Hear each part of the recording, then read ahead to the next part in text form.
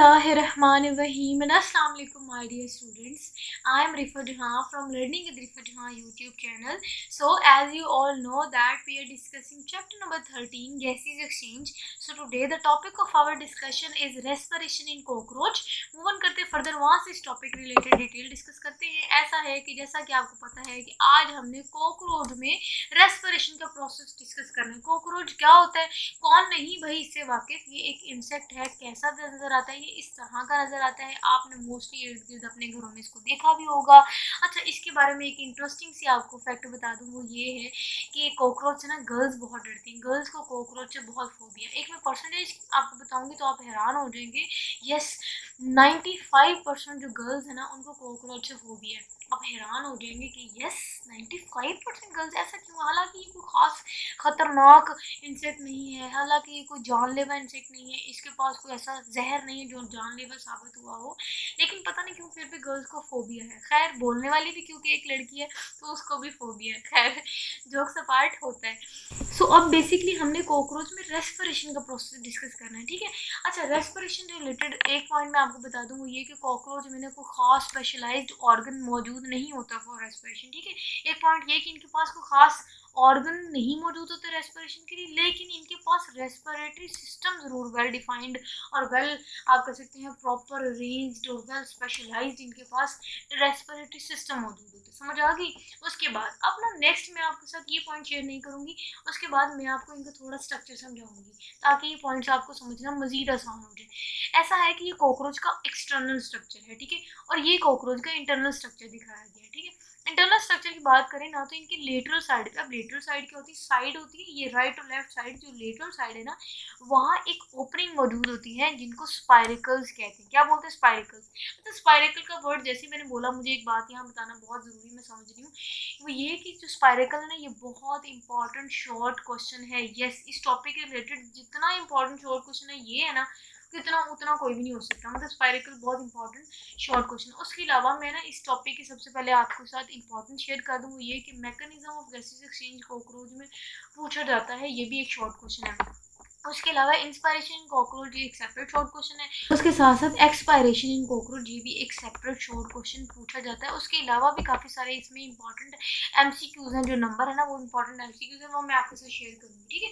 चलिए वापस अपने पॉइंट की तरफ आते हैं। ऐसा है कि अगर हम स्पायरिकल की बात करें, हमने कहा ये ओपनिंग होती है और ये लेटरल साइड पे मौजूद होती है। अब ये ओपनिंग क्या होती है और ये कॉकरोच में किस के तौर पे एक्ट करती है और कैसे हेल्प करती है, मैं आपको आसान कर देती हूँ। अगर हम ह्यूमंस की एग्जांपल लें ना, तो ह्यूमंस में आपको पता है कि नोस्ट्रिल्स मौजूद होती है। नोस्ट्रिल बेसिकली ऐसी ओपनिंग होती है जहाँ से गैस ने अंदर बाहर होना होता है या एयर ने अंदर बाहर होना होता है, ठीक है।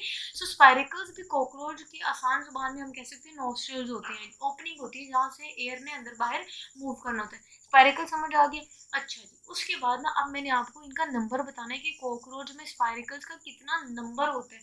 अच्छा, अब कॉकरोच में नंबर ऑफ स्पाइरिकल्स की बात करें तो वो 20 नंबर ऑफ स्पाइरिकल्स मौजूद होते हैं कॉकरोच में। आप कहेंगे यहाँ तो 10 पेयर्स लिखे तो मैम 20 कैसे कह सकती हैं?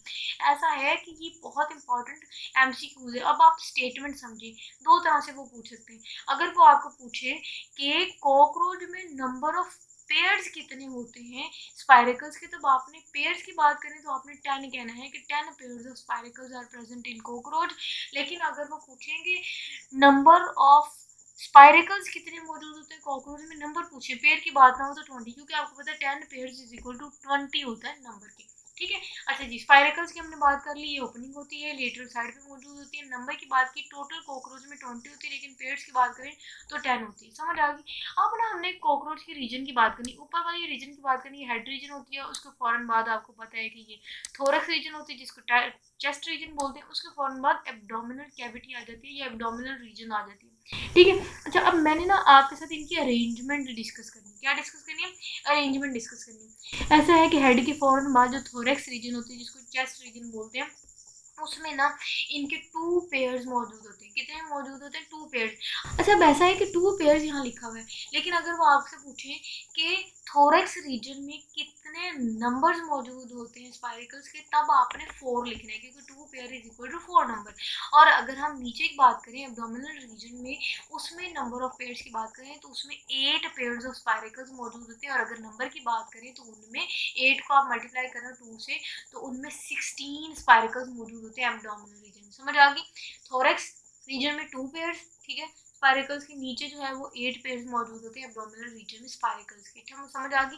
2 pairs is equal to 4 spiracles chest region में, और नीचे एब्डोमिनल की बात करें तो 8 पेयर्स इज इक्वल टू 16, ठीक है, स्पाइरिकल्स टोटल 20 हो गई। समझ आ गई? लोकेशन भी समझ आ गई, नंबर भी समझ आ गई। अब ना स्पाइरिकल्स के फौरन बाद अगली जो कहानी शुरू होती है या जो अगला स्ट्रक्चर शुरू होता है वो आप समझिए, ये स्पाइरिकल, ये बेसिकली वो हमने कहा ना जो एक्सटर्नल ओपनिंग होती है जहाँ से गैसेस में अंदर बहना होता है, ये वो है। स्पाइरिकल के फौरन बाद ना ट्रैकिया आता है। क्या आता है? ट्रैकिया।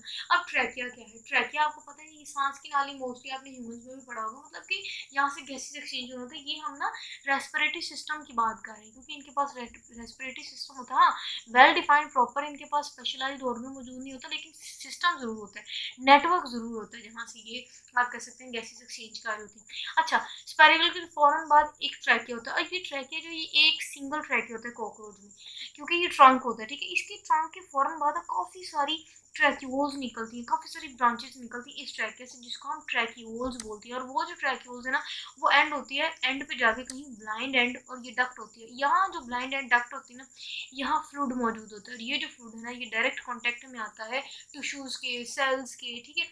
जैसे ही डायरेक्ट कॉन्टैक्ट में आता है टिश्यूज़ के, ये वहाँ उसमें जो यहाँ डिजोल्व ऑक्सीजन आएगी ना, जो स्पाइरिकल से ट्रैकिया में होते हुए ट्रैक्यूल से ये जो डक्ट में आएगी, वहाँ जो फ्लूइड है वहाँ जब डिजोल्व होगी, वहाँ से फिर ये डायरेक्टली जो है वो उसको टिश्यूज तक दे देती है। समझ आ गई? यही था हमारा आज का टॉपिक। आपके लिए है, खत्म भी हो गया जी। सारी की सारी डिटेल यही है। हाँ, मैं आपके साथ पॉइंट्स जरूर शेयर करूंगी, परेशान ना हो, ताकि आपके साथ ये सारे के सारे टॉपिक मजीद क्लियर हो जाए।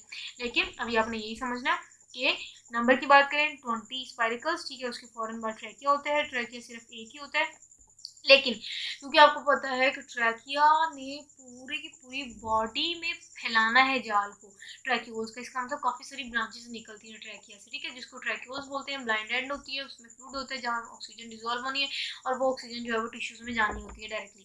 समझ आ गई? यही बातें थी। यहाँ मैं आपके साथ अब पॉइंट्स रीड आउट करने जा रही हूँ ताकि आपको समझ मजीद अच्छे से आ जाए। ऐसा है कि एयर ट्यूब्स मौजूद होती हैं, ठीक है, जिनको ट्रैकिया बोलते हैं, ठीक है। अब ट्रैकिया रिलेटेड एक बहुत इंपॉर्टेंट एमसीक्यू वो ये भी है कि ट्रैकिया की बात करें ना, तो ट्रैकिया किससे मिलकर बनी होती है? ट्रैकिया काइटन से मिलकर बनी होती है। Important MCQs. काइटन क्या है? काइटन आपको पता है पॉलीसेकेराइड होता है, ठीक है। ट्रैकिया समझ आ गई। अब कहते हैं जो मेन ट्रैकियल ट्रंक होता है ना, मैंने आपको बताया एक ही ट्रैकिया मौजूद होता है। ये जो ट्रैकिया ना, ये एक ही होता है। हाँ, उसमें से काफी सारी ब्रांचेस आपको पता है निकली होती है, वो पूरी की पूरी जो ट्रैक्यूल्स की ब्रांचेस है ना, वो फिर आपको पता है कि कॉकरोच की पूरी बॉडी पे डिस्ट्रीब्यूट होती है, जहाँ से वो फिर एक एक सेल और एक एक टिश्यू तक ऑक्सीजन को लेके जाती है। समझ आई? जाल जो है वो ट्रैक्यूल का होता है, नेटवर्क ट्रैक्यूल्स का होता है, लेकिन एक सेंटर में ट्रंक जो होता है ना, जो एक मेन ब्रांच होती है, जो एक ही होती है, वो ट्रैकिया होती है। तो कह रहे हैं कि जो ट्रैकिया है ना, वो एक्सटीरियरली 10 पेयर्स ऑफ अपर्चर्स, जिसको स्पाइरिकल्स भी बोलते हैं, उससे फिर वो कम्युनिकेट किया होता है, ठीक है। अच्छा जी, उसके बाद कहते हैं कि अगर हम स्पाइरिकल्स की बात करें, स्पाइरिकल्स की लोकेशन की हमने बात कर दी कि वो लेटरल साइड पे मौजूद होती है, मतलब राइट और लेफ्ट मौजूद होती हैं। फिर हमने इनकी लोकेशन की बात की, अरेंजमेंट की बात की कि 2 पेयर्स ऑफ जो स्पाइरिकल्स हैं, ये टोटल नंबर की बात करें तो 4 जो स्पाइरिकल्स हैं वो थोरैक्स रीजन में मौजूद होती हैं, चेस्ट रीजन। सो जो 4 नंबर ऑफ स्पाइरिकल्स हैं वो चेस्ट रीजन में मौजूद होते हैं, जिसको थोरैक्स रीजन बोलते हैं। उसके बाद जो रेस्ट ऑफ द 8 पेयर्स मौजूद होते हैं, ये बच जाते हैं, वो जो है वो एब्डोमिनल सेगमेंट्स या एब्डोमिनल कैविटी में फैले हुए होते हैं। अच्छा जी, उसके बाद कहते हैं कि ट्रैकिया की बात करें, ट्रैकिया पे काफ़ी सारी फाइन थिन, हमने अभी बात की कि छोटी छोटी थिन वॉल्ड, आपको पता है ट्यूब्यूल्स ने निकलना होता है, वो ट्यूब्यूल्स हैं उनको हम ट्रैक्यूल्स बोलते हैं, ठीक है।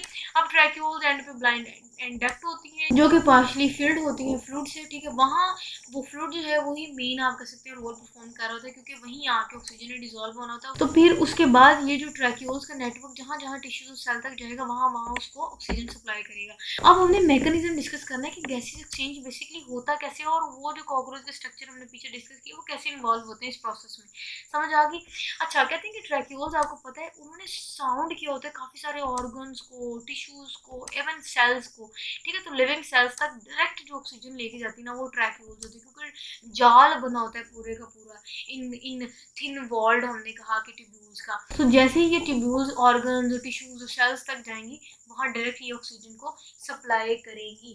समझ आ गई। उसके बाद ना नेक्स्ट पॉइंट बहुत इंपॉर्टेंट लिखा हुआ है, वो ये कहते हैं कि कंसंट्रेशन ग्रेडियंट मेंटेन होना बहुत ज़रूरी है, ये सेटअप करना बहुत ज़रूरी है स्पायरिकल के और आउटसाइड द इन्वायरमेंट या फिर एयर कह सकते हैं। मतलब कि स्पायरिकल से अंदर और स्पायरिकल के बाहर जो इन्वायरमेंट है जिसको एयर बोला है, वहाँ कंसंट्रेशन ग्रेडियंट का मेंटेन होना बहुत ज़रूरी है। सबसे पहले आप समझिए कंसंट्रेशन ग्रेडियंट क्या होता है। हमेशा मैंने आपको कहा था कि डिफ्यूजन होने के लिए ना कंसंट्रेशन ग्रेडियंट का होना बहुत ज़रूरी है। डिफ्यूजन क्या, डिफ्यूजन आपको पता है कि क्योंकि हम स्पेसिफिकली गैसेस एक्सचेंज की बात कर रहे हैं, तो movement of gases from higher concentration to the lower concentration, उसको हम डिफ्यूजन बोलते हैं। अब डिफ्यूजन जो है ना, बेसिकली इसमें कंसंट्रेशन ग्रेडियंट का होना क्यों ज़रूरी है, वो ये कि कंसंट्रेशन ग्रेडियंट का मतलब होता है कि किसी दो पॉइंट में ना, एक पॉइंट में बहुत ज़्यादा होना किसी चीज़ का, दूसरे पॉइंट पे कम होना, ताकि डिफ्यूजन मेंटेन हो सके, ताकि डिफ्यूजन परफॉर्म हो सके। ठीक है, सो कंसंट्रेशन ग्रेडियंट बहुत इंपॉर्टेंट है। जैसे मैं अब आपको एग्जांपल देती हूँ, स्पायरिकल के अंदर मतलब कि जो कॉकरोच की बॉडी के अंदर की बात करें ना, वहाँ आपको पता है कि ह्यूमंस की तरह, आम लिविंग ऑर्गेनिज्म की तरह, मोस्टली आम लिविंग ऑर्गेनिज्म की तरह, उनके अंदर कॉकरोच की बॉडी है, उनके अंदर क्या होता है, उनके अंदर कार्बन डाइऑक्साइड ज़्यादा होती है। और अगर हम बाहर की बात करें, बाहर कार्बन डाइऑक्साइड कम होती है। ठीक है, लेकिन अगर हम एयर की बात करें, एयर में ऑक्सीजन ज़्यादा होती है, और अंदर बॉडी की बात करें, ऑक्सीजन कम होती है। अब आप समझ आ गई, क्योंकि बाहर ऑक्सीजन ज़्यादा है, अंदर बॉडी में कम है, तभी तो डिफ्यूजन का प्रोसेस होगा, क्योंकि कंसंट्रेशन ग्रेडियंट मेंटेन है, बाहर ज़्यादा है, अंदर कम है। अब डिफ्यूजन होगी, अब हायर कंसंट्रेशन से लोअर कंसंट्रेशन की तरफ चीज़ मूव करेगी, स्पेसिफिकली गैस मूव करेगी। समझ आ गई। तो यहाँ हमने ये भी बात कर ली, कंसंट्रेशन ग्रेडियंट का बहुत मेंटेन होना बहुत ज़रूरी है। उसके बाद कहते हैं कि अगर हम एयर की मूवमेंट की बात करें ना, तो ये दो प्रोसेस मेंटेन करते हैं। मतलब गैसेज एक्सचेंज की बात करें ना, इनमें दो प्रोसेस आते हैं। Number one inspiration, other one is expiration. मतलब दो, ना सिर्फ गैसेज एक्सचेंज में अंदर गैस एंटर होना, बल्कि कार्बन डाइऑक्साइड का गैस का बाहर जाना, तब ये कंप्लीट आप कह सकते हैं गैस एक्सचेंज होती है।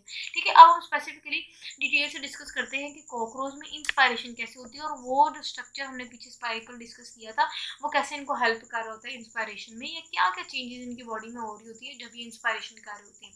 ठीक है, या जब ये सांस को अंदर लेके जाते हैं, या एयर को अंदर लेके जाते हैं, या ऑक्सीजन को अंदर लेके जाते हैं, तब क्या चेंजेस होते हैं।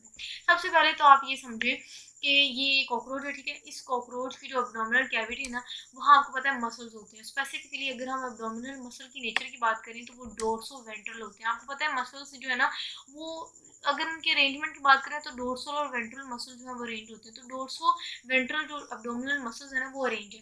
अब ऐसा है कि अरेंजमेंट समझ आ गई। ठीक है, अब क्या होना होता है, अब हमने प्रोसेस डिस्कस करना है कि जब इंस्पिरेशन होती है तो क्या चेंजेस होते हैं। सबसे पहले तो आप ये समझें कि जो ऊपर वाले फर्स्ट 4 पेयर्स ऑफ जो स्पाइरिकल्स है ना, वो ओपन होते हैं during the process of inspiration. जो ऊपर वाले 4 पेयर है ना, ये खुलते हैं जब हवा ने या एयर ने या ऑक्सीजन ने स्पेसिफिकली अंदर मूव करना होता है, तब ये ऊपर वाले जो 4 पेयर हैं वो ओपन होते हैं। ठीक है, उसके अलावा एक और चेंज होता है, वो चेंज ये होता है, क्योंकि आप कहेंगे अभी मैम ने मसल्स का जिक्र किया, तो ज़ाहिर मसल्स का भी एक बहुत इंपॉर्टेंट रोल होता है। वो ये कि जो एब्डोमेन है, या जो एब्डोमिनल मसल्स है ना, वो एक्सपैंड होते हैं, फैलते हैं। जैसे ही वो एक्सपैंड होंगी या रिलैक्स होंगी ना, तो आपको पता है अंदर जो है ना, वो क्या, अंदर एक होलो कैविटी बन जाएगी, अंदर खला पैदा होगा, अंदर जगह बनेगी।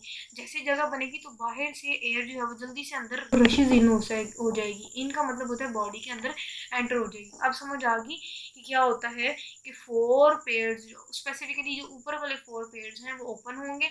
उसके साथ साथ जो मसल्स हैं, एब्डोमिनल मसल्स, वो रिलैक्स करेंगे। ठीक है, वो एक्सपैंड करेंगे, कैविटी बनेगी, तो बाहर से जो एयर है वो अंदर एंटर हो जाएगी। अब जैसे एंटर होगी, आपको पता है स्पाइरल के फौरन बाद एयर ने मूव करना होगा ट्रैकिया से, ट्रैकिया ने फिर एयर ने मूव करना होता है ट्रैक्यूल से, वहाँ फिर जो ब्लाइंड डक्ट में मौजूद फ्लूइड है, वहाँ स्पेसिफिकली वो उस ऑक्सीजन को डिजोल्व कर देते हैं, वहाँ से फिर वो टिश्यूज को डायरेक्ट सप्लाई कर रही होती है। इंस्पायरेशन समझ आ गई।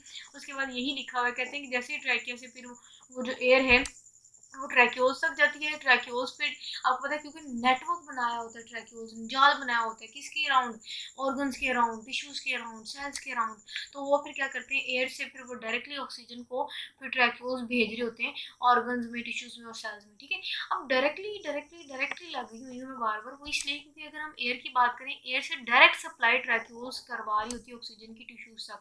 इनमें ब्लड का कोई रोल नहीं है। Blood is not involve in transport of gases. Is in cockroach specifically, क्योंकि ये अगेन ये इंपॉर्टेंट स्टेटमेंट हो सकती है एमसीक्यूज पॉइंट ऑफ व्यू से। कहते हैं कि कॉकरोच में, अभी भी आपने देखा होगा मैंने ब्लड का जिक्र नहीं किया, वो इसलिए क्योंकि इनमें ब्लड का कोई रोल नहीं होता, इनमें डायरेक्टली गैस आती है या एयर अंदर एंटर होती है, वहाँ से डायरेक्टली जो है वो लास्ट पोर्शन जो ट्रैक्यूल्स, वहाँ से फिर वो टिश्यूज तक दे देती है। ब्लड का कोई रोल नहीं होता कि ब्लड जाके टिश्यूज तक दे, ये डायरेक्टली जो ट्रैक्यूल्स हैं वो ऑक्सीजन को टिश्यूज तक दे रहे होते हैं। इंस्पायरेशन समझ आ गई, चेंजेस समझ आ गए क्या होते हैं। अब हमने एक्सपायरेशन में चेंज डिस्कस करना है, और एक्सपायरेशन में चेंज ये होता है कि पीछे जो एब्डोमिनल मसल्स रिलैक्स किए थे या एक्सपैंड हुए थे, यहाँ जाहिर है कॉन्ट्रैक्ट करेंगे। अब जैसे कॉन्ट्रैक्ट करेंगे, कॉन्ट्रैक्ट करते हैं सुकड़ते हैं, जैसे कॉन्ट्रैक्ट करेंगे ना, अब जो अंदर होलो कैविटी थी, खला थी ना, जहाँ आके एयर अंदर एंटर हुई थी और वो एयर बाहर की थी, अब क्या करेंगे, जैसे कॉन्ट्रैक्ट होगी तो एयर अंदर से बाहर मूव करेगी, ठीक है। सो पीछे हमने कहा था ऊपर वाले 4 पेयर्स ऑफ स्पेरिकल्स खुलते हैं, लेकिन अगर हम